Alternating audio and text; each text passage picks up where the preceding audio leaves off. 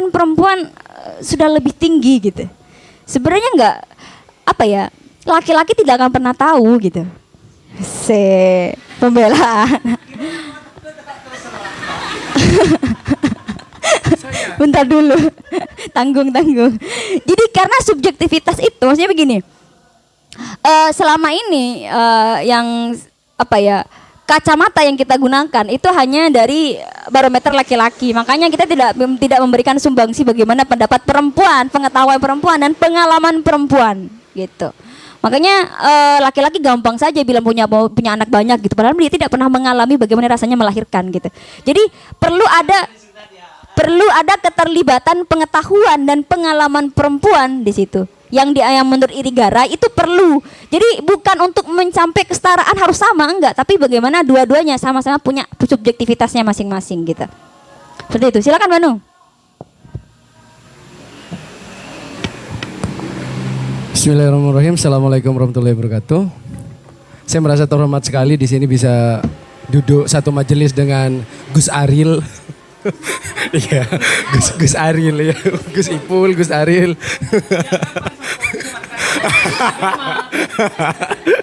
Adem gitu bawahnya.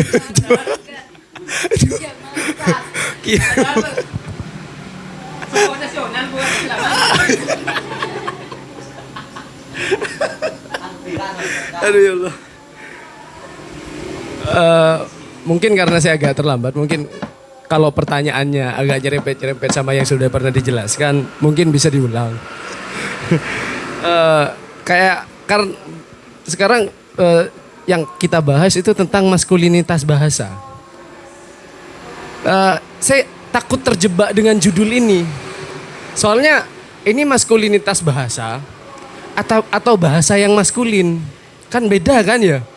Penarikannya beda juga. Soalnya kayaknya saat dijelaskan dari tadi oleh Mbak Winda itu lebih kepada bahasa maskulin, bukan maskulinitas bahasa. Saat maskulinitas bahasa dikatakan, bahasa itu terlahir secara natural, tapi lambat laun ternyata bisa diidentifikasi dia mengandung nilai-nilai maskulinitas. Nah itu maskulinitas bahasa ya, bahasa yang netral terus kita tinjau, kita saring, ternyata ada unsur-unsur yang bersifat maskulin di sini. Ada pendiskreditan terhadap perempuan, ada apa ya, menggunakan kacamata tunggal yang hanya berupa barometer laki-laki misalnya dan sebagainya. Nah cuma pertanyaannya saya di sini Mbak, bagaimana maskulinitas bahasa ini dinarasikan oleh sampean itu kok menjadi bahasa maskulin? Sama seperti mempertanyakan bagaimana kelahiran bahasa sih. Bahasa itu lahir dari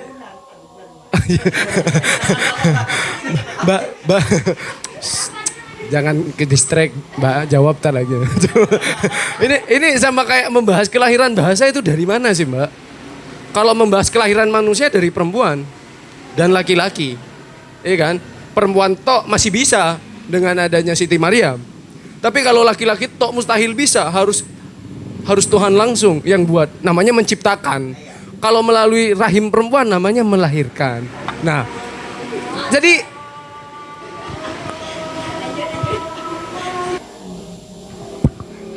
ya mungkin maklum aja sih, karena memang logika yang dipakai oleh feminis itu logika yang sangat sederhana ya. Logika feminis itu selalu membenturkan cowok dan cewek, itu dah logikanya. Iya, gitu aja. Kalau tidak mau kalau membenturkan masih terlalu kasar, logika feminis itu cuma kategorisasi cowok cewek aja sih. Sehingga dalam melihat sesuatu yang netral, dia tetap akan mengkategorisasikan sama seperti hubungan benar salah dengan baik buruk. Benar salah dan baik buruk ini tidak sama. Tidak sama, karena tidak sama, benar itu bisa diklasifikasi menjadi baik atau buruk, salah pun bisa diklasifikasi menjadi baik atau buruk. Nah, maskulinitas bahasa itu di mana sumbunya? Apakah serumit ini juga? Karena kalau kita melihat maskulinitas bahasa, berarti kita akan melihat sesuatu yang netral, sesuatu yang benar sebagai bahasa. Misalnya ayam, ini benar sebagai bahasa. Cuma saat kita tarik kepada suatu sudut pandang yang kita bagi menjadi dua, tiba-tiba ayam ini bisa menjadi ayam yang baik atau ayam yang buruk. Berdasarkan bersandar pada sifat-sifat tertentu. Nah, yang sederhana dari feminis itu pasti akan disandarkan kepada problem gender. Kalau nggak mau disandarkan ke sana nanti dia bikin aliran baru ya. Kan nggak bisa. Karena memang itu spirit dasarnya. Nah, cuma pertanyaannya sama seperti maskulinitas gender ini sama seperti pertanyaan purba itu lebih dulu mana ayam sama tirek. Ya tirek ya. Lebih dulu mana telur sama ayam kan seperti itu. Nah, maskulinitas bahasa itu karena bersifat-sifat, kan sifat aja ini. Karena kalau menurut yang Mbak katakan tadi penolakan yang disampaikan bahwa kenapa seorang istri itu disematkan kepada suaminya. Oh ini istrinya ini. Itu bagi kami, bagi budaya Indonesia biasa, wajar. Wajar kan? Mungkin bahasa bagi Luce Irigara mungkin bagi budaya patriarki itu biasa aja. Cuma dia terlalu pincang untuk menyimpulkan itu sebagai suatu hal yang tidak pro terhadap feminis, terlalu patriarkal. Karena sebenarnya kalau di rumah ya, bapak itu disematkan kepada anak pertamanya. Maupun anak pertamanya laki-laki pun perempuan. Jadi ayah saya laki-laki nih. Iya, ibu saya kan perempuan. Itu dibilang, oh ini bininya si A, istrinya si A. Anggaplah, boleh lah. Tapi ternyata laki-laki itu disematkan kepada nama anaknya yang pertama. Gak laki-laki maupun perempuan. Ini persoalan maskulinitas bahasa dalam contoh yang sedemikian tuh mata. Itu terburu-buru kalau bahasanya Mbak Winda. Karena itu gak bina konteks yang lebih dalam. Dalam artian penyematan itu bukan berarti suatu hal yang bersifat patriarkal. Gak sesederhana logika itu. Budaya itu tidak mesti patriarkal. Nah, sehingga saat kayak tiba-tiba kita kayak diadu domba saja sama sesuatu hal yang mungkin tidak ada, ilusi di daerah kita. Sama seperti ada suatu penelitian tentang yang meneliti generasi sandwich. Ada. Saya lupa dia siapa, ada. Pokoknya saya lihat dia ditolak sama profesornya, sama pembimbingnya ditolak. Kenapa? Karena generasi sandwich tidak sesuai dengan budaya Indonesia. Karena memang budaya Indonesia seperti itu. Anak itu pasti akan tetap dibimbing meskipun sudah nikah. Beda di luar negeri. Umur 20 sudah memang harus nafsan-nafsan. Kan seperti itu. Nah, masalahnya maskulinitas bahasa dengan contoh-contoh yang sangat topografi banget dengan Indonesia itu agak menjadi sesuatu yang sedikit dipaksakan. Terus kalau kita akan melihat bagaimana maskulinitas bahasa ini menjadi suatu problem, kita mungkin akan tertarik kepada konsep eufemisme. Iya kan? Kita melihat bagaimana konsep eufemisme misalnya. Ada suatu hal yang mungkin objektif lah. Terus kita gunakan bahasa untuk mempoles hal tersebut sehalus mungkin agar condong kepada suatu hal tertentu. Misalnya mati jadi wafat, jadi meninggal, jadi mangkat dan lain sebagainya. Itu kan masalah eufemisme. Nah, maskulinitas bahasa itu konsepnya apa seperti eufemisme yang dimanfaatkan oleh kaum feminis. Soalnya saya tidak pernah menemukan maskulinitas bahasa dalam aspek yang paling objektif. Maskulinitas bahasa itu merupakan hanya tafsir-tafsir dari pengertian yang kalau bahasanya ada bahasa secara terminologi, ada yang gramatikal, ada yang leksikal. Maskulinitas bahasa itu berlindung di balik pengertian-pengertian yang leksikal, bukan yang gramatikal. Bukan bahasa yang objektif, bagaimana bahasa itu seharusnya benar-benar digunakan sebagaimana bahasa. Kalau dalam pengertian yang paling hakikian mungkin ya. Kalau anak bahasa akan mengatakan bahwa pengertian bahasa yang paling objektif itu saat kita ambil dari kamus. Karena sudah ada pembahasan secara pembatasan secara definitif. Nah, maskulinitas bahasa itu gimana? Ini sama seperti kita menarik suatu hal ke dalam ranah politik, multi tafsir yang menganggap bahwa tafsirannya merupakan tafsiran tunggal. Kalau maskulinitas bahasa itu disandarkan kepada problem masalah kacamata yang menggunakan barometer hanya laki-laki saja, apakah klaim tentang maskulinitas bahasa ini bentuk antitesa sehingga itu benar-benar pure menggunakan barometer kacamata perempuan? Lah, problemnya di mana titik tengah bahasa? Titik tengah bahasanya nanti itu di mana? Maskulinitas bahasa oke lah. feminitas bahasa itu di mana? Saat kita akan mengemukakan problem maskulinitas bahasa di sini. Kayak kalau menurut sampean identitas itu ilusi kemarin, Mbak. Waktu ada ya, identitas ilusi kan. Terus maskulinitas bahasa ini apa? Wong maskulinitas bahasa ini sama-sama dengan proses identifikasi. Karena ini sebenarnya kayak lebay aja sih. Bilang aja bahasa yang mengintimidasi perempuan. Sehingga maskulinitas bahasa menjadi hal yang baru. Bahasa yang mengintimidasi itu tidak bersifat sebelah pihak, laki-laki ataupun perempuan. Ya udah, itu bahasa intimidasi. Makanya bahasa bentak kelake, apakah itu bahasa patriarkal, budaya patriarkal? Itu budaya intimidatif, bukan budaya patriarkal. Sehingga saat kita mengkotak-kotakan itu hanya permasalahan-permasalahan disederhanakan menjadi permasalahan cowok cewek. Nggak ada permasalahan cowok cewek yang selesai tanpa perang kan ya? Tanya sama yang sudah nikah. Ya harus perang dulu. Nah gitu, Mbak. Jadi saya nggak ngerti maskulinitas bahasa dan bahasa maskulin itu di mana. Soalnya seperti ini. Ayam itu bahasa objektif ya, misalnya. Ayam itu kan bahasa objektif kan? Saat dibilang ayam kampus itu bahasa maskulin atau maskulinitas bahasa. Misalnya sampean cewek. Saya semak. Oh iya emak.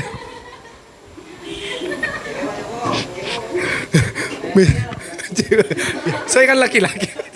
Ya kan, misalnya sampean cewek, Mbak. Terus saya sematkan sampean menjadi anjing, misalnya.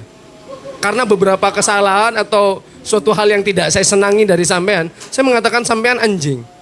Itu bisa ditarik ke dalam maskulinitas bahasa, bisa nggak? Nggak bisa. Kenapa? Karena anjing digunakan secara merata bagi siapapun yang bangsat. Iya kan? Tapi saat itu disematkan kepada suatu sifat-sifat yang tertentu, misalnya kita bahasakan bahwa apa ya?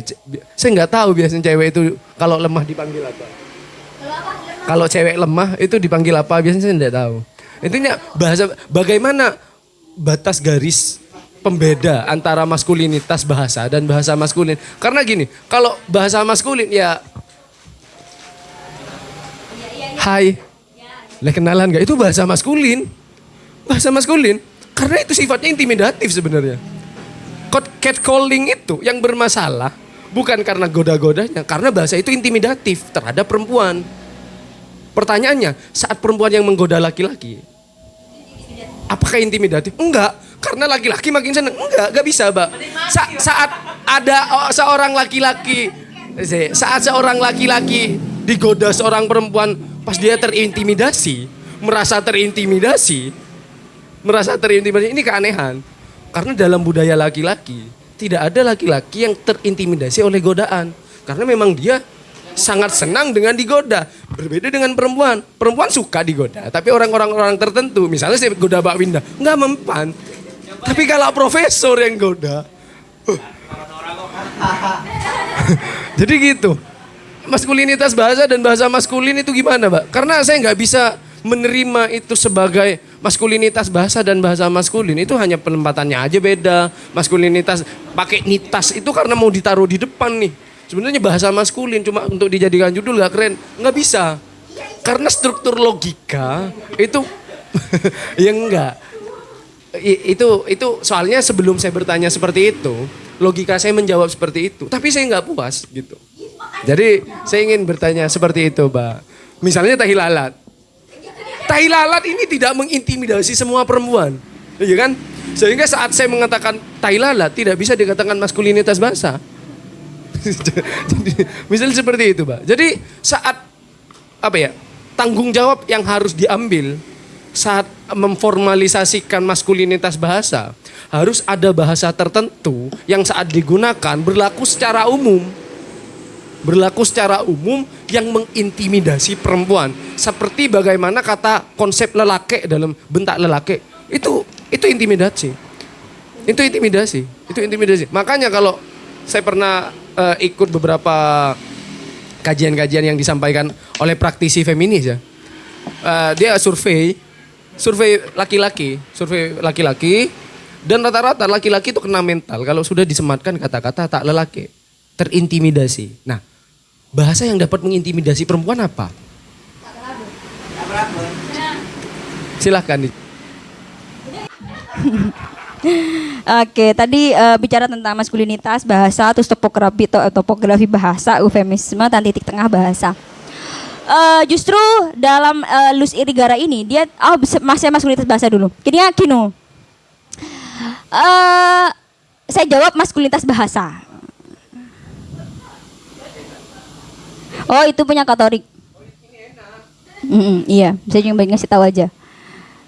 Jadi kalau ditanya itu bahasa maskulinitas bahasa. Dan yang Luz Irigara itu tidak hanya sebatas pada leksikalnya, teman, pada gramatikalnya. Makanya dan ini topografinya sebenarnya contoh bentar dulu. Iya. Jadi sebenarnya yang dijadikan contoh itu bukan di Indonesia. Karena yang saya jelaskan tadi di awal bahwa yang bahasa Perancis. Jadi dia menggunakan contohnya itu bahasa Perancis bukan bahasa Indonesia. Dan dia melihat bagaimana maskulinitas bahasa itu dari paparannya tentang bagaimana historis. Misalnya begini. Tadi katanya Banu bahwa misalnya kita melihat suatu bahasa sebagai netral. Kita melihatnya bahasa netral ketika dia menjadi sebagai alat komunikasi gitu kan. Nah, sepanjang sejarah pemikiran banyak sekali bahasa-bahasa yang diproduksi menggunakan sudut pandang laki-laki. Maka itu disebut dengan maskulinitas bahasa. Cuman di sini Irigara juga menggarisbawahi bahwa keterpengaruhan budaya ini juga karena bahasa, dan bahasa juga memberikan sumbangsi terhadap kelanggengan budaya patriarki. Makanya ketika saya harus membedakan apakah ini bahasa maskulin atau maskulinitas bahasa, cenderungnya maskulinitas bahasa, tapi bahasa maskulin itu sebagai produknya. Cuman sepanjang dia meneliti tentang kecenderungan bahasa yang menggunakan sudut pandang laki-laki, itu arahnya ke maskulinitas bahasa. Maskulinitas bahasa sendiri itu bukan istilah yang dipakai sendiri oleh Luz Irigaray sebenarnya. Cuman identifikasi saya terhadap pemikiran Luz Irigaray. Irigaray sendiri menggunakannya bahasa-bahasa patriarki. Dia menggunakan dalam beberapa tulisannya agak rancu sebenarnya sih. Karena di Luz Irigaray sendiri dalam salah satu spekulum, saya lupa, ada satu bukunya tentang spekulum tentang cermin yang untuk mengkritik psikoanalisis tadi. Terus ada satu bukunya yang saya lupa tentang bahasa juga. Cuman di situ dia menjelaskannya tidak secara gamblang. Dia menjelaskannya secara agak rumit gitu sehingga susah untuk dipahami. Dan memang dia membuat itu agar sebagai bukti bagaimana bahasa seharusnya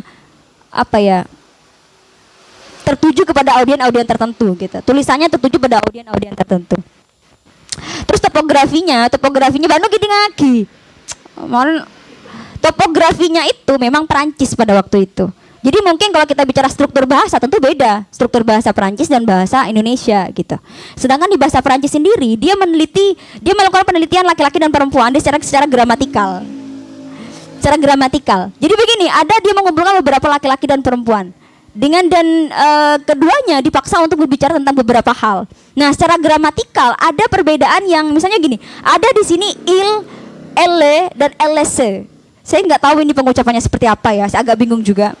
Cuman kalau yang il ini itu bahasa yang netral lah istilahnya, sama seperti dia, aku, kamu, dia misalnya. Il ini bahasa yang dia misalnya. Sedangkan ellese, apa sih ini ya? Ini susah ini. Intinya saya persingkat aja, saya takutnya salah juga ya. Ini nantilah saya kurang paham tentang bahasa Perancis ini. Cuman yang dia simpulkan dari penelitian tadi bahwa perempuan banyak sekali menggunakan kata pasif dibandingkan laki-laki. Jadi jika ditanya tentang leksikalnya, maka sasaran dari Luz Irigaray sendiri itu lebih kepada struktural gramatikalnya. Bagaimana laki-laki dan perempuan punya kecenderungan menggunakan bahasa-bahasa yang berbeda. Itu yang dia teliti, bahwa rata-rata seperti yang saya katakan tadi, saya pergi dengan pacarku dalam bahasa Perancis misalnya, perempuan sering menyandingkannya dengan jenis kelamin lain gitu, seolah-olah dia tidak memposisikan dirinya sebagai subjek. Sedangkan laki-laki cenderung lebih frontal, lebih tegas mengatakan bahwa saya pergi ke sana dengan apa gitu dan sebagainya. Dia mengklaim dalam kata-kata, dalam ujaran-ujarannya, dalam penelitiannya, bahwa dia mengklaim bahwa yang ia katakan itu adalah miliknya gitu. Maka superioritas dan inferioritas itu atau kecenderungan dalam bahasa ujaran itu yang mempengaruhi yang menurut Irigara juga ada kecenderungan maskulin dalam bahasa. Seperti itu. Itu udah masalah topografi ya. Masalah eufemisme jelas ada kecenderungan yang berbeda tentang bagaimana eufemisme dalam bahasa-bahasa laki-laki dan bahasa-bahasa perempuan. Misalnya tadi my first lady gitu. Itu kan eufemisme juga untuk menyebut istri presiden dalam bahasa Inggris. Ya kan? Jadi ada beberapa istilah-istilah yang itu hanya berlaku pada perempuan. Ada beberapa istilah yang juga berlaku pada laki-laki. Misalnya tadi ibu presiden, nggak ada ibu presiden misalnya. Sebutnya presiden gitu misalnya. Jadi ada beberapa istilah yang memang laki-laki dan perempuan. Nah, menurut Luz Irigaray, pemberian istilah itu juga memposisikan laki-laki dan perempuan seolah-olah timpang gitu. Sama ketika menyebut bahwa mengasosiasikannya misalnya menganalogikan laki-laki seperti matahari, perempuan sebagai bulan dan lain sebagainya, itu juga salah satu bentuk memposisikan seolah-olah yang gede atau yang tinggi itu adalah laki-laki sedangkan yang rendah adalah perempuan.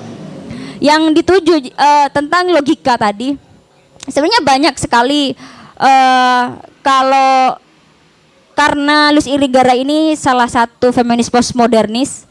Jadi yang diinginkan oleh Luz Irigaray sebenarnya bukan untuk mengambil jalan tengah, cuman memberikan ruang untuk subjektivitas perempuan. Jadi laki-laki punya subjektivitasnya oke-oke aja. Nah selama ini dia melihat bahwa perempuan itu tidak sebagai subjek, tidak diartikan sebagai subjek. Dan barometer yang digunakan dalam pemikiran-pemikiran selama ini, misalkan dalam Freud, dalam Lacan, itu menggunakan sudut pandang laki-laki. Maka bagaimana subjektivitas perempuan itu juga ada gitu, hadir. Tidak untuk menentangkan keduanya, enggak. Cuman memberi ruang untuk perempuan menentukan identitasnya sendiri. Jadi perempuan bisa mengatakan apa yang dia mau, dia bisa menjelaskan seperti apa gitu. Dia dalam hal ini dia memberikan contoh misalnya pelecehan seksual, kekerasan seksual dan lain sebagainya. Mungkin dulu itu sesuatu yang dianggap lumrah dalam rumah tangga, ada kekerasan karena seolah-olah laki-laki punya kuasa gitu. Tapi sementara sampai sekarang ini perempuan sudah mulai melihat bahwa aku juga sebagai manusia yang tidak patut mendapat kekerasan gitu. Maka semacam itulah yang diinginkan oleh Luz Irigaray walaupun tidak dalam hal politik dan lain sebagainya, cuman bagaimana dia menentukan identitasnya sendiri. Seperti itu. Terus apa lagi yang belum ku jawab?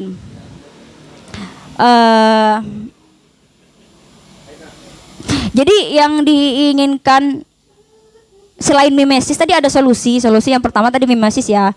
Mimesis itu bagaimana konstruk itu digubrak kembali untuk menentukan ya untuk meruntuhkan paradigma yang melihat bahwa perempuan itu inferior gitu.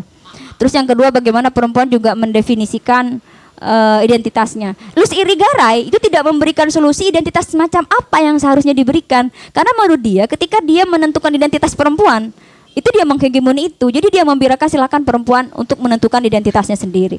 Seperti itu. Yang sangat menarik di sini, Mbak, dalam kategorisasi ya. Saat ada pertanyaan, jadi bahasa objektif itu bahasa apa? Bahasa objektif itu adalah bahasa komunikasi. Karena, iya, komunikasi. Sampean sendiri yang bilang, saya catat. Iya, bahasa yang netral lah, ya. Netral. Enggak, saya pakai objektif karena memang kita akan larinya ke subjektif. Relasi subjek, gitu kan? Makanya saya pakai objektif dulu. Ya netral lah bahasa sampean. Kalau bahasa objektif itu kan bahasa yang sesuai dengan pengertian kamus ya. Jadi bahasa netral itu bahasa yang memang benar-benar tidak disematkan kepada subjek tertentu. Bahasa netral itu adalah alat komunikasi. Nah, bahasa yang subjektif itu adalah bahasa yang intimidasi. Saat bahasa intimidasi itu ke laki-laki, kita katakan sebagai maskulinitas bahasa sekarang. Pertanyaannya, saat bahasa intimidasi itu ke perempuan, saat bahasa intimidasi itu ke perempuan, apa yang akan kita katakan misalnya gitu. Kan gini. Femininitas bahasa. Enggak ada ya Mas ya. Mungkin Mbak Winda bisa menempuh darul doktoralnya dengan femininitas bahasa dalam Al-Qur'an dalam konsep hermeneutika. Itu sudah salah judul yang keren itu buat postdoktoral ya. Jadi saya mendapatkan suatu benang merah dari Luce Irigaray ini itu sudah dijadikan bendera Luz ya, Luz Irigaray. Irigaraynya sih yang keren ya. Sebenarnya yang diproblemkan oleh dia, yang dipermasalahkan itu tentang subjek objek. Iya, subjek objek, ya kan, subjek objek. Nah pertanyaannya gini, masalahnya kategorisasi subjek objek Irigaray berdasarkan kepada aktif pasif. Ini kata sampean yang saya santai. Terus belum ini biar saya. Jadi Begini. Sampean klarifikasi gimana kalau saya gak selesai menjelaskannya? Nah, mumpung yang belum terlalu panjang nanti saya lupa. Jadi subjek objeknya dia seorang psikoanalis. Iya. Jadi subjek objek yang dia kritik itu punya Freud sama Lacan. Jadi bukan soal apa namanya sosialnya tapi lebih kepada apa tuh seksuologi apa sih seksualitas. Seksualitas dan subjektivitas. Hanya bisa dibahas dalam seksualitas. Makanya dia itu membahasnya dia membahasnya dalam dua hal. Psikoanalisis, makanya dia nggak nyentuh misalnya di sosial dan lain sebagainya, dia nggak nyentuh ke situ, nyentuhnya di bahasa, di struktur bahasa gramatikal sama di seksualitas. Oke, pertanyaannya menjadi sederhana aja, Mbak. Seperti ini. Dalam mengkategorisasikan subjek atau objek, aktif atau pasif, superior atau inferior, itu bahasa yang sama relasi dua untuk memberikan suatu gelar. Sebenarnya sampeannya adalah orang yang melakukan atau orang yang dilakukan. Subjek objek kan? Iya kan? Jadi maskulinitas bahasa yang dikritik Irigaray menurut penjelasan sampean, karena saya belum baca sama sekali. Jadi saya pure dapat dari sampean. Ini Irigaray menurut sampean tadi mengatakan bahwa perempuan itu inferior, ya kan? Karena selalu menggunakan bahasa pasif. Rata-rata selalu menggunakan pasif. Jadi saya dapat benang merah. Berarti perempuan itu atau sesuatu dikatakan sebagai objek tidak eksis sebagai subjek atau persona karena dia dianggap pasif. Permasalahannya kalau kita kaitkan dengan peran sosial, peran.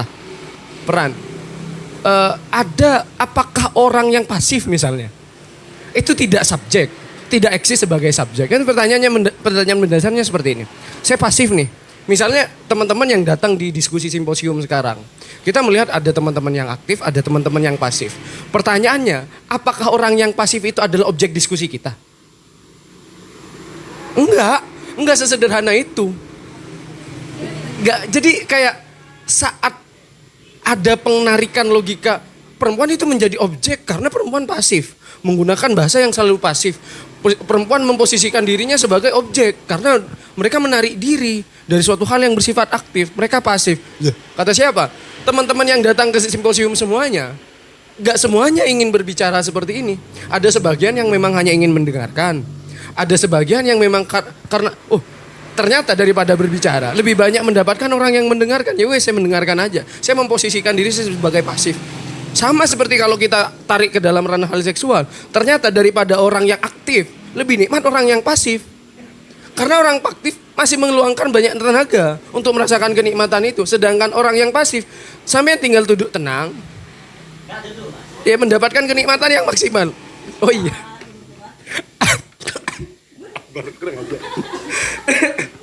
Ada yang duduk Mas Akbar. Katro ini. Ya. Sama seperti orang pijet misalnya Mbak. Apakah kita akan mengatakan orang yang dipijet itu objek dari orang yang mijet? Padahal orang yang mijet itu objek sebenarnya karena dibayar untuk mijet. Kan seperti itu ya.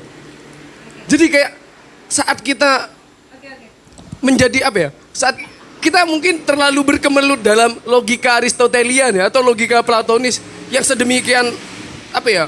Valid lah. Sehingga tidak dapat menyelesaikan problem-problem paradoks yang seperti ini. Sebenarnya enggak paradoks sih. Paradoks, Mbak. Oke, lanjutkan dulu. Iya, harusnya seperti itu dari tadi ya. Nah, jadi kayak kok tiba-tiba kan saya dapat nih benang merahnya, nggak tahu salah atau benar, tapi dari penjelasan sampean benang merahnya itu perempuan dikatakan objek karena dia pasif. Iya, lanjut dulu. Padahal kan itu tidak bisa tidak sesederhana itu. Iya, benar tidak sesederhana itu. Tidak sederhana itu kenapa? Karena kadang orang yang pasif, pasif ini kekuatan, Mbak. Semakin kuat Anda, maka akan semakin pasif Anda. kemampuan Anda, misalnya kekuatan dalam uang. Semakin sampean banyak uang, semakin sedikit kerjanya. Ya kan seperti itu. Semakin tinggi jabatan, semakin pasif Anda. Ya, tinggal cukup segitu. Tapi semakin tidak berdaya Anda, semakin gini. Semakin aktif Anda dituntut untuk eksis, untuk bisa eksis. Jadi saya ingat kemarin, ada paradoksi dalam Islam ya. Sampean kan anak tafsir. Siapa? Sampean anak tafsir kan ya, hermeneutika ya. Hermeneutika. Dalam Islam, kita mengelulukan bahwa Islam memuliakan perempuan. Tapi setelah saya cari ayatnya, ternyata bunyinya gimana? Ar-rijalu qawwamuna 'alan nisa. Saya kok paradoks gitu. Enggak paradoks. Enggak, ini saya cerita dulu. Saya cerita. Karena ini hasil refleksi saya. Saya kok jadi paradoks? Katanya kita memuliakan perempuan. Kenapa? Islam, bukan kita ya. Islam katanya memuliakan perempuan. Allah itu memuliakan perempuan. Tapi dalam konsepsi Islam yang paling dasar dalam Al-Quran ini. Dalam Al-Quran bukan ijma, bukan kias. Itu ar-rijalu qawwamuna 'alan nisa. Kok paradoks? Pertanyaannya kok bisa paradoks? Enggak paradoks. Kenapa kok enggak paradoks? Kalau memang enggak paradoks ya? kenapa? Udah. Belum sebenarnya. Iya, udah dulu saya dulu. Iya, silakan. Sebelum kemana-mana saya rasa ada beberapa konsepsi yang saya rasa itu terlalu jauh. Oh, kalau mau dipotong saya selesaikan dulu. Kalau mau dipotong saya Hari selesaikan dulu dulu. kan, hari dulu terakhir karena terakhir di pertanyaannya. Jadi bicara tentang kabur saya di sini dari tadi. Sisa aduh. Tenang, masih ada waktu ya. Jam 4 kita akhiri ya. Jadi tadi ada bicara pasif. Jadi begini ya. Dalam linguistik ada perspektif yang saya rasa terlalu jauh untuk kita melihat. Kalau saya melihat begini, Banu melihatnya pasif aktif itu sebagai melihatnya dalam perspektif sosial. Bentar dulu, sabar, taruh. Tadi ada salah paham Idenya langsung Ki diluruskan. Ini saya cuma setrika loh. Iya, saya pelicin ini. Jadi yang pasif aktif itu dalam linguistik yang dianalisis oleh Luis Irigaray itu dari struktur bahasa. Saya sempat diskusi dengan salah satu anak linguistik. Bahasa itu punya kecenderungan yang berbeda-beda. Kata tanda seru itu memiliki makna yang berbeda, punya kecenderungan tertentu gitu. Jadi tapi itu bukan berarti itu menunjukkan semuanya. Makanya Luis Irigaray dia keterpengaruhannya kepada Derrida, melihat bahwa identitas itu, bahasa itu tidak seutuhnya merepresentasi identitas gitu. Karena ada rekonstruksi bahasa, ada rekonstruksi bahasa dan lain sebagainya. Jadi aktif dan pasif itu berbeda makna ketika dibawa ke ranah sosial. Irigaray itu seorang linguistik, makanya mungkin itu menjadi beberapa kritik yang saya baca. Kenapa dia tidak membawanya ke ranah-ranah sosial, ekonomi dan lain sebagainya? Coba. Karena, pertanyaannya menjadi mendasar. Misalnya dalam satu kalimat. Iya. Satu kalimat. Saat saya bicara, sebenarnya kayak menarasikan gini. subjek objek. Kalau lepas dari sosial itu jadi aneh. Jadi sulit. Sebenarnya gini. Beda linguistik nggak sesederhana itu, Mas. Ya, gitu makanya ya. itu. Makanya gini. Makanya saya ambil dalam contoh. bahasa, Saya ambil contoh. Misalnya, yang dicontohin kita bicara oleh ini Irigaray. bahasa. Oke. Sampean menggunakan bahasa, saya menggunakan bahasa. Iya. Misalnya dalam satu kalimat, simposium ruang berpikir progresif, subjek objeknya di mana? Ya bukan. Aktif pasifnya di mana? Nah, itu yang salah dalam konsepsi pemikiran sampean, Mas. Bukan masalah itunya. Makanya dengerin dulu. Pertanyaan gini, kalau memang dia mau lepas dari ranah sosial, bahasa bisa lepas nggak dari ranah sosial? Dia melihatnya dari segi gramatikal. Enggak gini, bisa lepas enggak? Secara gramatikal bisa lepas enggak? Kalau lihat Kalau sosial. bisa silakan dijelaskan. Oke, gini, saya jelaskan ya. Jadi kalau kita melihat ranah sosial akan berbeda ketika itu bersifat ujaran. Kita melihat sosial sebagai konstruk, misalnya bagaimana itu berpengaruh terhadap sosial kita. Misalnya saya ngomong di sini, beda ketika saya ngomong sendiri dengan bahasa yang saya gunakan sendiri.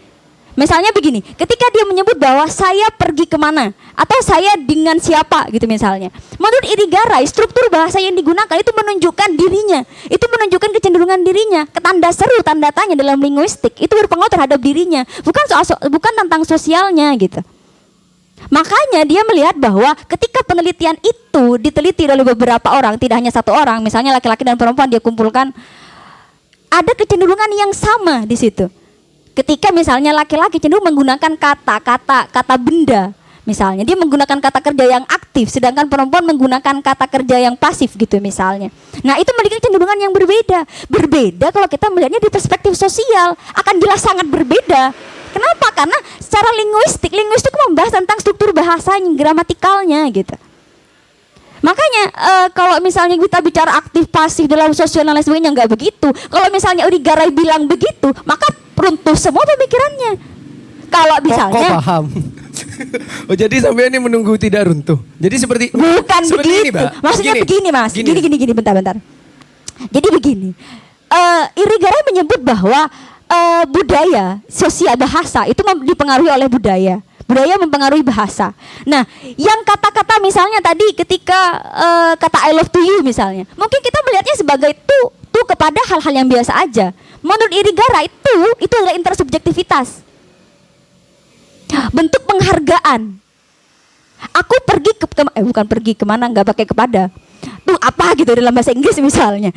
I like to apa gitu dan lain sebagainya. Kata subjunktif, kata penghubung, mungkin kita melihatnya sebagai sesuatu yang receh sekali untuk kita bahas gitu misalnya. Tapi menurut Irigaray itu tidak sesederhana itu. Setiap kata subjunktif pun, kata penghubung pun itu memiliki kecenderungan yang berbeda. Sama seperti ketika teman saya pernah bilang, pernah cerita, dia jurusan linguistik, pernah iklan Indomie seleraku misalnya di Indonesia, ya kan? Berbeda misalnya di Afrika. Tujuannya apa? Di situ ada persuasif. Jadi walaupun hanya selera, kenapa selera? Karena Indonesia punya cita rasa yang berbeda. Di Afrika misalnya, Indomie itu lebih mahal dibandingkan beras. Makanya Indomie, saya lupa slogannya apa gitu. Karena produk impor. Nah, beda Mas, beda. Kandungannya juga berbeda, disesuaikan dengan kebutuhan di sana. Jadi ada slogan yang itu tidak sederhana yang kita dengar gitu. Itu juga bentuk permainan-permainan bahasa. Makanya bahasa sebenarnya tidak sesederhana kita melihat langsung kita tarik ke sosial gitu. Makanya saya sebut jika misalnya Luis Irigaray melihatnya seperti itu, maka nggak ada gunanya dia bicara itu. Kenapa? Ujung-ujungnya semuanya absurd gitu. Jika ditariknya ke pasif aktif. Begini, belum. Ketiadaan subjek perempuan menurut Irigaray bukan soal dia tidak bekerja, dia lain sebagainya, enggak. Perempuan yang dilihat dalam pemikiran filsafat atau pemikiran sosial gitu, itu hanya menggunakan barometer laki-laki. Misalnya begini, jelas saja ketika dia mengkritik tentang Lacan dan siapa namanya itu Freud gitu. Mereka melihat bahwa ego dan lain sebagainya itu menggunakan proyeksi laki-laki. Lacan menggunakan imajiner ketika keterpengaruhan laki-laki terhadap ibunya. Ketika dia melihat proyeksi dari ibunya, itu menggunakan proyeksi laki-laki.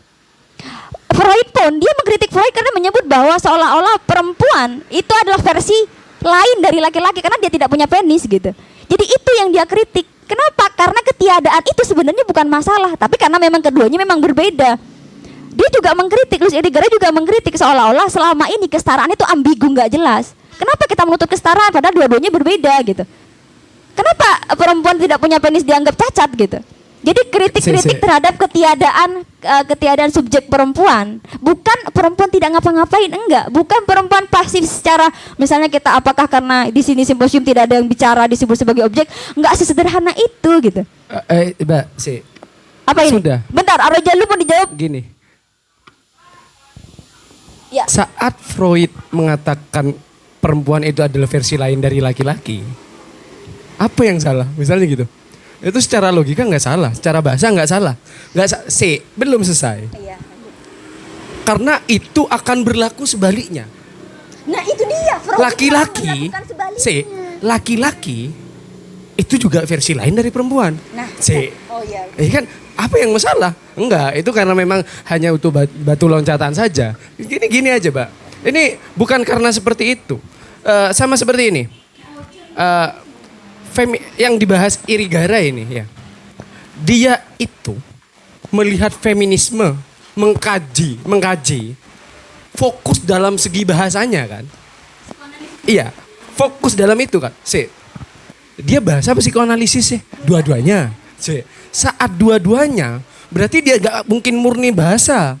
Gini, gak murni bahasa. Jadi saat mengatakan bahwa ini leksika, psikoanalisis gak bisa dilepaskan dari peran sosial. Kajian psikologi gak mungkin bisa lepas dari sosial. Saat Saat dia ternyata merupakan saat dia merupakan dua-duanya, nggak mungkin bisa. Maksudnya itu juga akan meruntuhkan. Kan sampean tadi mengambil jalur paling aman misalnya. Jalur paling aman mengatakan bahwa Ulli C. Irigara ini membahas secara bahasa. Bagaimana muatan-muatan patriarkal dalam bahasa, tapi dia menggunakan kajian-kajian psikoanalisis ya gimana? Dalam artian nggak bisa benar-benar seobjektif itu. Ya udah, kalau kita bahasa ya bahasa aja. Nah, seperti ini tadi. Bahasa sampean, ternyata perempuan itu lebih condong menggunakan bahasa pasif, sedangkan laki-laki lebih condong menggunakan bahasa aktif. Pertanyaannya, sejak kapan bahasa itu apa ya istilahnya menjadi suatu formalisasi terhadap tindakan misalnya? Tidak bisa dijawab karena seseorang itu nggak bisa dijawab. Sampean bisa ya, siap jawaban, tidak selalu jawaban kan? Ya jadi gini, saat bahasa itu misalnya saat perempuan lebih dominan menggunakan bahasa pasif, laki-laki dominan menggunakan bahasa aktif. Tiba-tiba ada kesimpulan ternyata superioritas laki-laki. Kan ini masih bisa diterima ini. Superioritas laki-laki tergambarkan dari bagaimana penggunaan bahasanya sehari-hari. Itu masih bisa diterima sama saya. Karena garis penarikan kesimpulannya lurus. Ternyata superioritas laki-laki terbukti dari penggunaan bahasa. Oke, gampang. Tapi saat itu dikatakan sebagai maskulinitas laki-laki, maskulinitas bahasa laki-laki menjadi terlalu jauh. Loncatannya terlalu jauh. Enggak apa-apa, asalkan enggak terlalu meloncat lah. Ini sama kayak teori Darwin. Loncatannya terlalu jauh terus kita akan terima begitu saja. Enggak apa-apa. Sebenarnya enggak masalah juga. Cuma loncatannya terlalu jauh. Loncatannya terlalu jauh, Mbak. Dan maksud saya dari ini, itu yang sampean permasalahkan. Di sini ada aktivis, itu hanya contoh. Saya tidak membahaskan itu untuk sebagai pembenar. Itu hanya menyederhanakan bagaimana pasif dan aktif. Misalnya, penggunaan bahasa pasif oleh perempuan, itu masalah. Enggak masalah. Karena memang, apa ya istilahnya, ada kecenderungan misalnya, karena dia seorang psikoanalisis. Sejak kapan inferioritas itu masalah? Misalnya, sejak kapan inferioritas itu masalah? Inferioritas masalah itu hanya menjadi masalah di panggung politik. Inferioritas itu tidak pernah menjadi masalah selain di panggung politik. Misalnya di sini. Ini ranah sosial ya, bukan untuk menyanggah ini di ranah secara sosial, untuk mempergampang saja bagaimana membanding. Misalnya di sini, apakah orang-orang yang di sini yang memilih untuk diam dan mendengarkan mereka merasa bermasalah? Kan enggak. Dan saat perempuan menggunakan bahasa-bahasa yang pasif, apakah masalah? Kan enggak juga. Sehingga kan yang dikritik ini, penggambaran penggunaan bahasa pasif terhadap perempuan mengukuhkan inferioritas perempuan. Sehingga perempuan dalam ranah peradaban, kesimpulannya pasti akan ke situ. Meskipun dia membahas secara dia hanya membahas secara gramatikal. Tapi kesimpulannya pasti tidak akan pernah luput dalam ranah sosial. Makanya kesimpulannya nanti akan ke feminisme. Gini, Mbak. Itu sama seperti gini, Irigaray nggak apa-apa melindungi teori Irigaray. Yang dipermasalahkan bagaimana kesimpulan yang dihadirkan Irigaray itu tidak benar-benar lepas dari ranah konstruk sosial, dan memang tidak akan lepas karena feminisme tidak akan menyelesaikan hal-hal yang seremeh-temeh bahasa ini. Mereka akan kesetaraan. Apakah kesetaraan itu hanya bisa digambarkan oleh bahasa? Misalnya, bagaimana? Ya, kalau seperti itu nanti konsepnya feminisme lain mungkin akan lebih rasional. Kalau maskulinitas bahasa, apa? Egalitarianisme dalam bahasa. Bagaimana egalitarianisme dalam bahasa? Rancu. Masalahnya, Irigaray itu menggunakan perspektif bahasa. Dia hanya mengkaji bahasa. Oh, dalam struktur bahasa, patriarki ini digambarkan oleh ini. Bukan pas dia hanya membahas bahasa, gak seperti itu. Buat apa kita akan mengkaji sesuatu hal yang tidak ada benefitnya ke dalam ranah sosial? Boleh. Dia apa namanya, kalau menurut sampean tadi, dia boleh. Karena memang itu adalah tanggung jawab intelektual yang paradigmatik. Dia menggunakan paradigma bahasa. Oke, clear, gak masalah. Tapi saat mengatakan bahwa penggunaan paradigma bahasa itu lepas daripada hal yang bersifat sosial, sedangkan kesimpulannya ke sana. Analisisnya pakai psikoanalisis, analisisnya pakai psikoanalisis, tapi dia mau lepas dari konstruk sosial, gimana? Oke, sudah. Iya. Iya. Jadi saya rasa ada missing link di sini. Saya tadi melihat bahwa ada yang saya tidak terlalu, yang saya singgung tentang subjek objek dalam atau pasif aktif itu dalam konstruk bahasa. Jadi pasif aktif yang di Lis Urigara yang saya luruskan tadi itu perihal dalam bahasa, dalam struktur bahasa. Dan saya rasa bahwa bahasa tidak akan pernah lepas dari tindakan misalnya. Berbeda ketika misalnya kita bicara tentang perkataan tentang dino lah. Dalam neurolinguistik misalnya gitu misalnya. Jadi apa yang muncul sebagai simbol itu adalah tidak hanya sebagai representasi dari yang kita lakukan, tapi juga apa yang kita pikirkan tentang diri kita. Bukan tidak hanya soal tindakan, ada juga dalam linguistik ada neuroscience. Itu jadi kajian di dalam linguistik. Ada, silakan saya sampaikan tadi. Jadi saya enggak, maksudnya gini, persoalan linguistik tidak sehanya itu. Enggak, bukan mana dia udah bentar. Saya merasa ada beberapa yang tidak sejalan dan sebenarnya bukan menyanggah. Enggak, bukan, makanya diam dulu. Jadi persoalan tadi saya sebut sebagai aktif pasif itu sebagai konstruk gramatikal.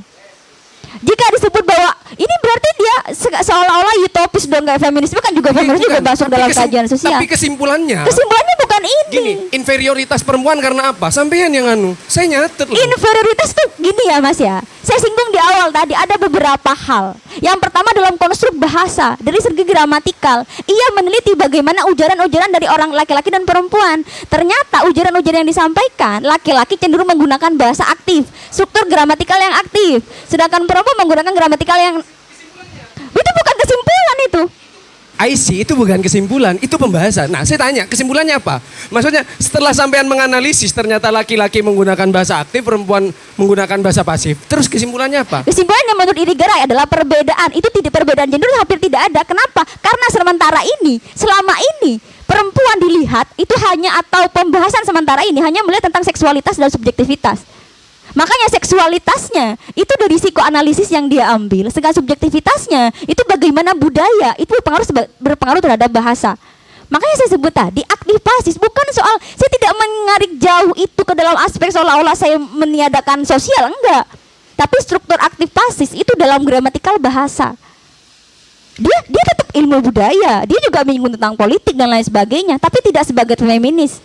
Jika Anda bilang bahwa apa inferioritas itu hanya politik, nggak sesederhana itu. Jika dia menyinggung tentang psikoanalisis, bagaimana secara hakikat perempuan dianggap bahwa dia adalah laki-laki yang cacat karena tidak punya penis, itu juga inferioritas. Jadi itu bukan aspek sosial, itu bagaimana orang melihat perempuan. Dulu perempuan dianggap sebagai sumber dosa, itu dalam agama, bukan dalam politik misalnya, walaupun juga efeknya nanti ke politik. Tidak sederhana itu, inferioritas itu terlihat sederhana ketika tidak tahu dampaknya seperti apa gitu. Tapi ini inferioritas dalam kajian-kajian, misalnya dalam kajian-kajian psikoanalisis, ketika dia aspeknya tubuh misalnya, perempuan secara entitas misalnya, secara hakikat itu berpengaruh sekali gitu. Makanya yang dituju oleh, ada dua yang tujuan dari Irigaray. Yang pertama itu dari psikoanalisis bahasa, perbedaan gender. Yang kedua tentang definisi bahasa maskulin. Itu yang dituju orientasi dari Irigaray. Makanya saya nggak bisa menyebut bahwa tentang aktif pasif saya melepaskan dari ilmu sosial, nggak bisa dan nggak mungkin. Karena satu disiplin keilmuan juga saling beririsan dengan yang lain. Feminisme juga masuk ilmu sosial. Jadi aktif dan pasif dalam linguistik itu berbeda dengan aspek sosial. Karena yang dia teliti itu ujarannya. Maksudnya gini, bukan misalnya saya sedang bicara dengan siapa ini? Dengan Akbar misalnya. Itu mungkin aspek sosialnya. Tapi yang diteliti oleh Irigaray itu adalah kata-katanya. Itu yang diambil dalam linguistiknya. Apakah linguistik itu selalu menggambarkan tindakan? Enggak juga. Ini juga menggambarkan memberikan tentang reaksi kognitif dan lain sebagainya. Itu ada dalam kajian linguistik. Dan saya agak tersinggung sebenarnya. Enggak, saya mau nanya gini. Bentar dulu. Gini. Saya agak tersinggung. Mungkin begini. Kita di sini tidak ada anak-anak linguistik misalnya gitu ya. Cuma kajian linguistik sih, bukan anak linguistik. Akbar. Iya entahlah. Di bahasa dia, pendidikan bahasa tarbiyah. Tarbiyah kan Bar? Tarbiyah. Dia tarbiyah. Pendidikan bahasa apa sama Beda dengan linguistik murni, beda kan? apa bedanya bahasa dengan linguistik? Iya kan berbeda-beda spesifikasi. Ini fokusnya ke guru. Linguistik mungkin analisis bahasa. Maka itu berbeda. Jangan mengatakan bahwa Tapi gak pakai entahlah juga kan. Itu bahasa intimidatif loh. Itu intimidatif. Enggak, menurut saya enggak intimidatif. Femininitas Entahlah itu tidak tahu. bahasa. Itu tidak tahu. Mbak. Jadi Gini sampean pada akhirnya kesimpulannya, bukan kesimpulannya lah. Lucy Irigaray ini memberikan jalan keluar. Iya kan? oke, lanjut dulu. Dengan cara mimesis, kata Iya, sampean. salah satunya. Salah satunya mimesis. Apa itu mimesis? Meruntuhkan paradigma inferioritas perempuan. Iya, iya. Pertanyaannya, inferioritas perempuan menurut Irigaray itu dari mana? Nah, kalau saya pakai logika saya ya, Mbak. Iya. Dari penjelasan Nggak usah pakai sampean. logika. Gini, penjelasan sampean tadi, enggak saya enggak aneh. Inferioritas itu terjadi oleh perempuan karena perempuan lebih bersifat pasif. Ini bahasa sampean loh. Gini. Terjadikan nih. Gini, anggaplah perempuan itu adalah inferior. Perempuan inferior dan Irigaray ingin membuktikan itu dalam sudut pandang bahasa, ya kan? Mungkin lebih masuk sekarang ya. Perempuan itu di dalam kajian feminisme, perempuan itu inferior. Dia ini ingin membuktikan inferioritas perempuan dalam sudut pandang bahasa. Mungkin biar lebih sederhana. Kayaknya sama-sama nggak paham sih. Ya kan? Ini lebih sederhana. Masuk nggak sih? Kalau nggak masuk saya akan hentikan. Karena jadi logikanya gini memang. Nih penjelasan. Lucy Irigaray ini ingin membahas feminisme dalam sudut pandang bahasa. Bener gak? Bener gak sih?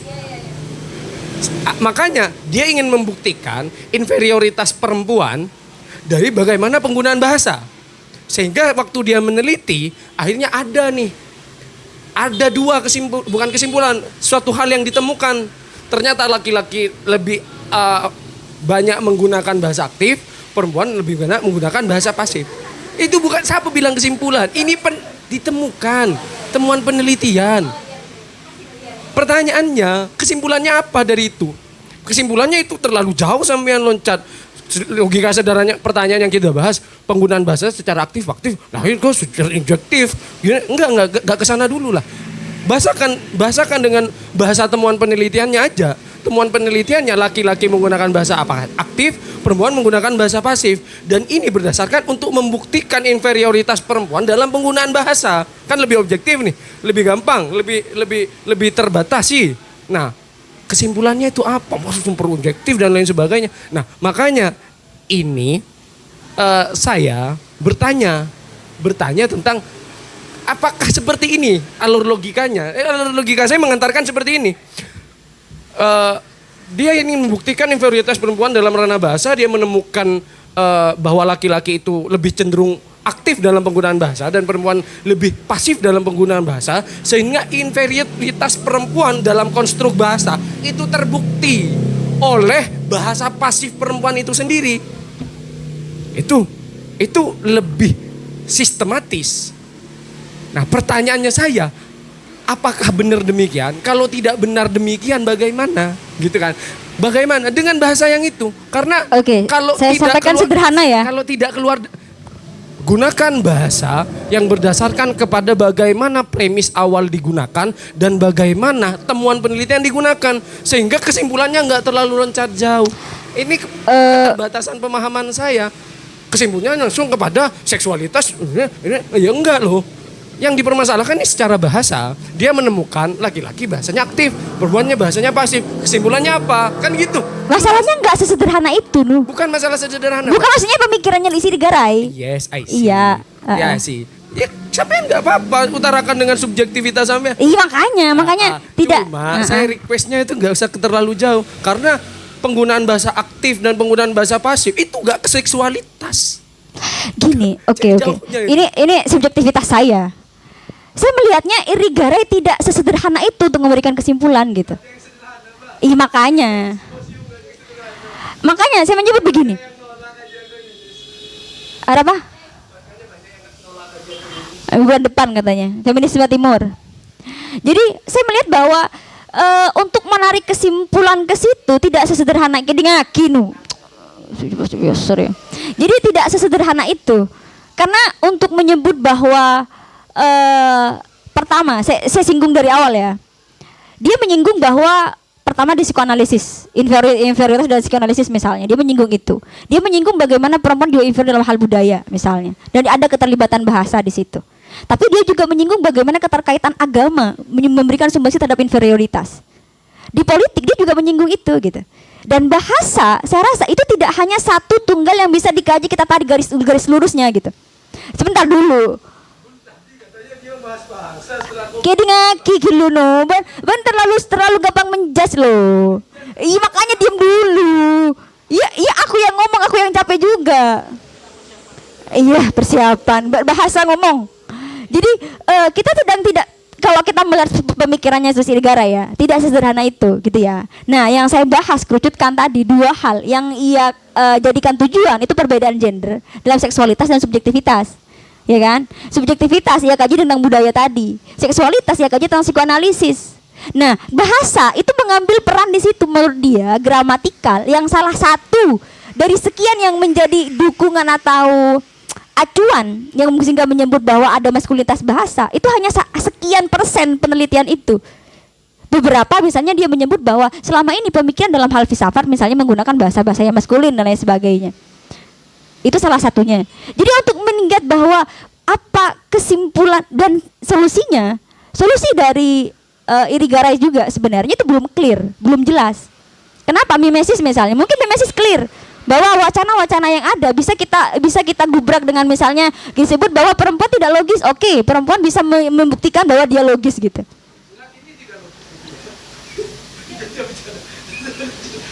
Intimidatif itu. Misalnya perempuan tidak logis disebut bahwa perempuan logis gitu. Oke, itu masih bisa menggubrak wacana-wacana tentang inferioritas perempuan. Misalnya bagaimana redefinisi bahasa perempuan misalnya, itu masih belum clear sampai sekarang. Jadi bahasa-bahasa yang ia sebut sebagai bahasa kemerdekaan terhadap perempuan itu juga masih belum clear sampai sekarang. Makanya untuk menyebut bahwa solusi paling solutif yang ia tawarkan itu hanya sebatas yang saya lihat, itu mimesis itu. Sisanya redefinisi bahasa itu masih belum jelas. Cuman yang ia kritik adalah bagaimana seharusnya perempuan itu memberikan atau hadir dalam kebijakan-kebijakan yang berkaitan dengan perempuan, atau ia memiliki subjektivitas tentang dirinya sendiri gitu. Sebatas itu yang disampaikan oleh Irigaray. Makanya saya sampaikan untuk melihat kesimpulan dari mana, ia hanya melihat bahwa selama ini seksualitas dan subjektivitas itu memposisikan perempuan sebagai objek. Itu dua hal yang dan pendukung-pendukungnya baru dia menariknya dari berbagai aspek. Cuman karena dia merupakan seorang psikoanalis dan seorang linguistik, dia mengkajinya menggunakan dua hal tadi. Sempat saya singgung juga tadi bagaimana dia mencari pembelaan dari etika. Ketika dia menyebut misalnya Aristoteles dan Descartes dan lain René Descartes dan lain sebagainya, dia menggunakan pembelaan itu untuk menyebut bahwa sebenarnya banyak hal-hal yang dalam suatu hal, misalnya dalam hal cinta, etika, laki-laki dan perempuan itu diposisikan sama-sama subjek gitu. Seperti itu. Jadi bagaimana teman-teman melihat pemikiran Irigaray? Silakan teman-teman ambil satu yang saya lihat dari pemikiran Irigaray adalah inferioritas itu dilibatkan, atau inferioritas atau patriarki lah, atau maskulinitas bahasa itu berujung atau hulunya itu di seksualitas dan subjektivitas yang sementara ini itu memposisikan laki-laki. Itu yang saya lihat. Kesimpulan asli dari Irigaray saya tidak temukan itu karena bahasanya cukup rumit gitu. Itu dari saya. Silakan mungkin teman-teman. Atau Banu silakan. Apa? Di luar apanya? Gitu ke Mbak Winda karena dapat menangkap apa yang disampaikan Banu gitu.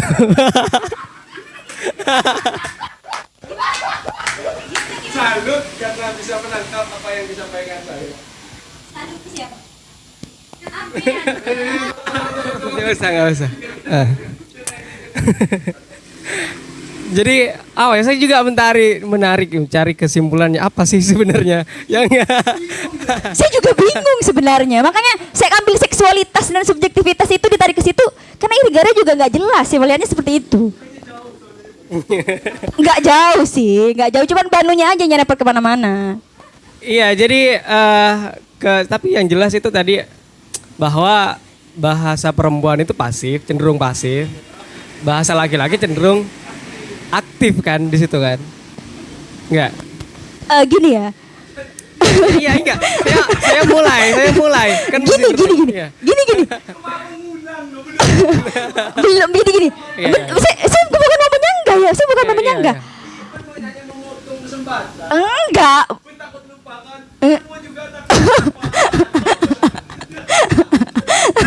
Enggak, maksudnya Bu perlu di note di bawah ya. Note apa namanya garis footnote lah. Itu salah satu penelitiannya tentang struktur gramatikal. Bukan pasif aktif dalam artian yang berbeda gitu ya. Oh, itu aja lanjutkan. Enggak. Tadi apa? Apa tadi enggak ya? Apa tadi? Ulangi sekali lagi yang tadi itu. Iya. Jadi footnote-nya gini. Tadi bahasa perempuan pasif, bahasa laki-laki aktif gitu ya. Itu penelitian Irigaray di Perancis ya kan. Dalam struktur gramatikal Iya, bahasa. bahasanya kan, Struktur bahasanya. gramatikalnya ya, itu ya titiknya.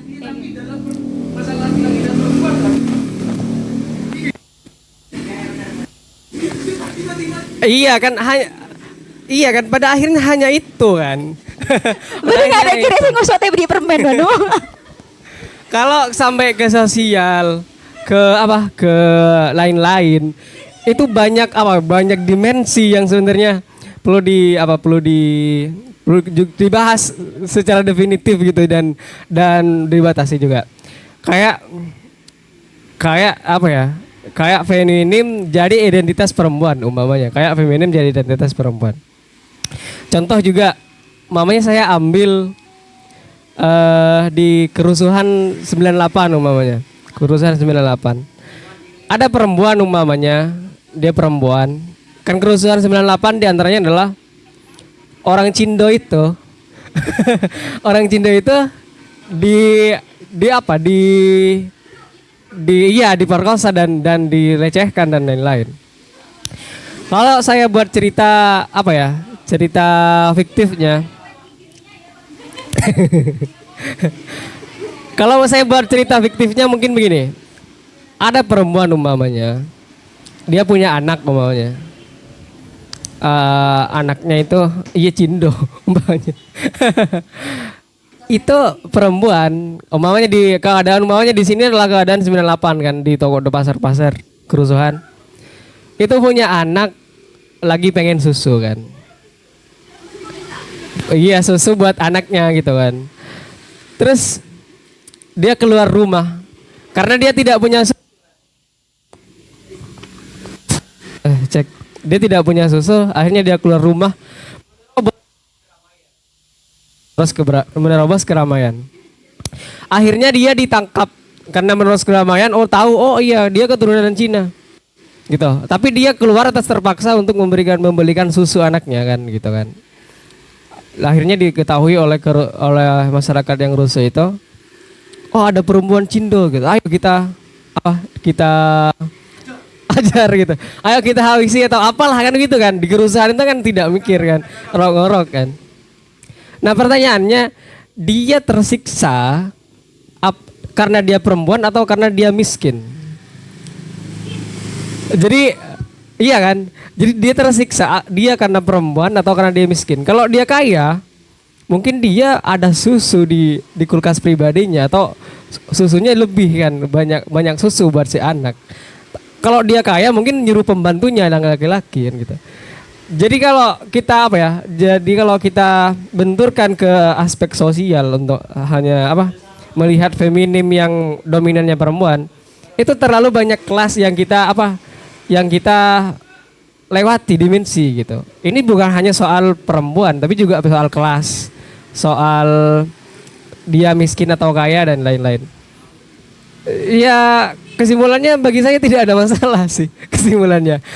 dia mau apa? Mau perempuan mau pakai bahasa pasif atau aktif atau pakai bahasa aktif atau pasif tidak ada masalah. Kan begitu kan? Iya. Jadi Nah, iya. iya, tapi yang apa ya? Yang saya tidak bisa tangkap dari Banu tadi kayak ke sosial lah, ke inilah. Jadi saya bakal kesimpulannya saya salut ke Mbak Wina karena dia bisa sabar dan dapat menangkap apa yang disampaikan Banu gitu.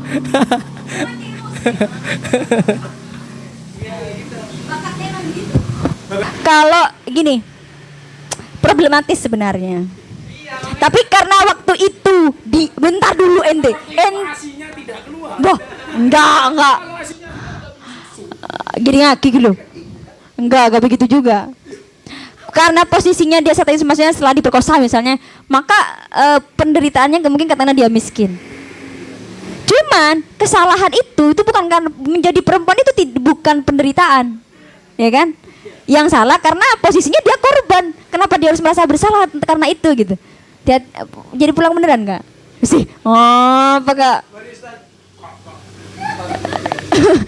Tak langkong Gus, Agus. Jadi jika ada beberapa faktor yang dominan waktu itu mungkin karena dia miskin gitu. Karena siapapun pada waktu itu jika keluar pada tragedi 98 juga akhirnya juga kayaknya berbahaya sih gitu. Jadi pada waktu itu memang yang paling dominan faktornya karena dia miskin. Diam dulu.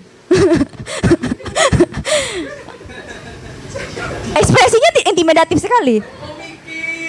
Oke. Terus tentang inferioritas bahasa dan lain sebagainya tadi, saya juga merasa bahwa Iri Garay sebenarnya itu juga menjadi beberapa kritik sebenarnya ke Iri Garay karena melihatnya bahwa bahasa ini kan sangat kompleks gitu.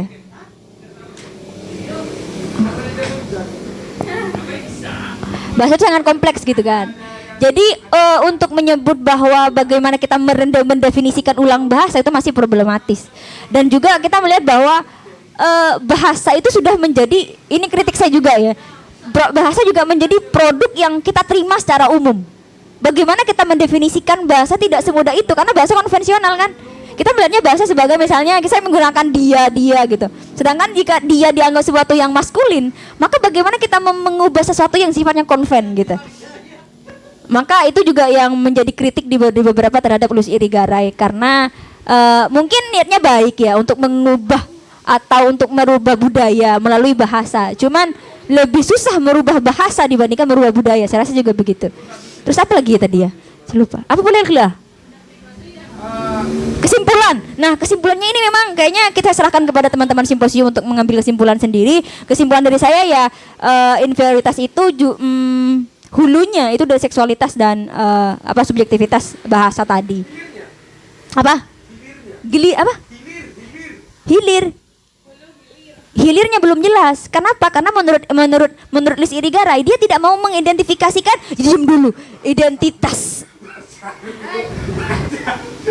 Jadi Iri Garay itu dia tidak mengidentifikasi identitas perempuan sendiri. Dia membiarkan perempuan mengidentifikasi dirinya sendiri, identitasnya sendiri. Bener itu kalau yang itu.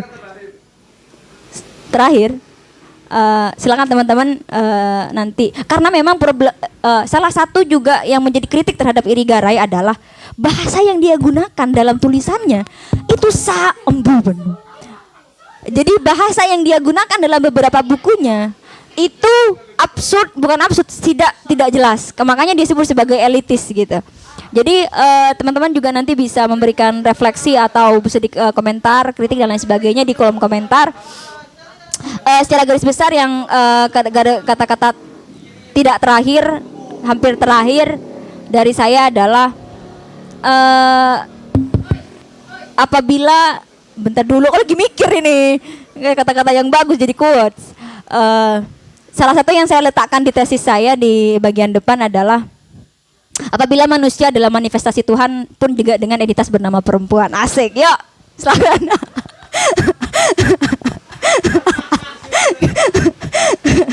Jadi saya ulang ya biar jelas ya. Apabila manusia adalah manifestasi Tuhan, merusak bareng bikin absurd bening je. Mungkin itu saja dari saya, kurang lebihnya mohon maaf. Apabila manusia adalah manifestasi Tuhan pun dengan entitas bernama perempuan, maka perempuan juga punya hak untuk menjadi subjek dalam peradaban atau dalam pergerakan. Itu apa bedanya dengan bahasanya Freud? Marah.